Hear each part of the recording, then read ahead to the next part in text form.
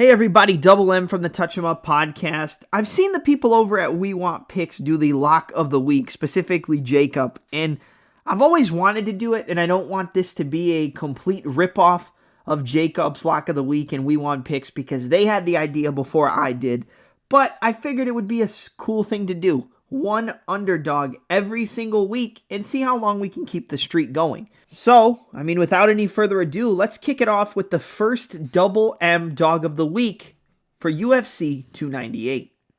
They say the good die young, no use in saying what is done, cause it's not enough.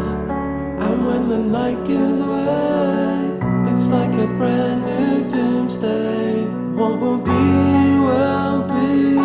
Every river flows into the sea, but it's never enough.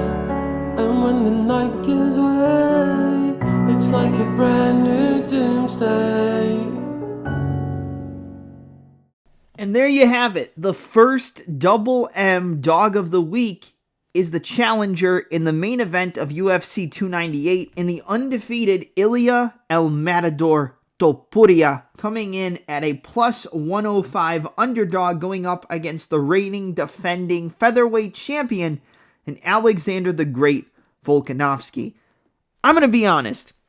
This was a card where I feel like you could have picked a bunch of underdogs. I feel like Jeff Neal definitely has a shot. I feel like Topuria has a shot, which is why I picked him. I feel like Paulo Costa has a shot against Robert Whittaker.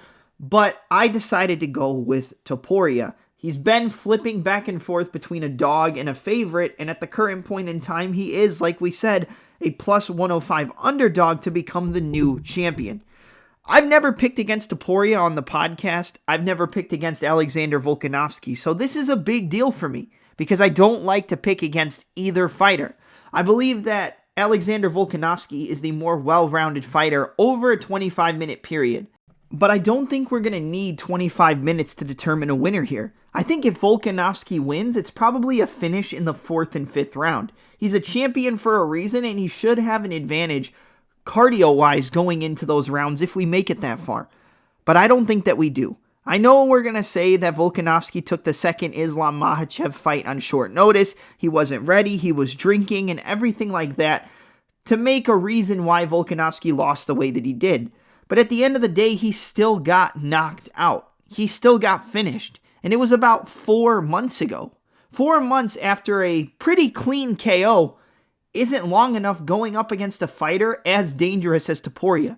Topuria is not only a very technical boxer, he uses great distance management, footwork, and an ability to read where the opponent is and where he needs to be in order to fire off his crisp and clean boxing combinations. He has great low kicks, and he has wrestling and grappling that he can fall back on, which I feel like people are automatically giving that edge to Volkanovski, and I don't necessarily agree. We saw Topuria pancake Bryce Mitchell, and I know Mitchell has kind of been on a downward spiral after getting knocked out by Josh Emmett, but he still did something that nobody's ever done to Mitchell at this point in time, and that's out-grapple and submit a guy who was thought to have the only way he could win be through the grappling and jiu-jitsu against Topuria.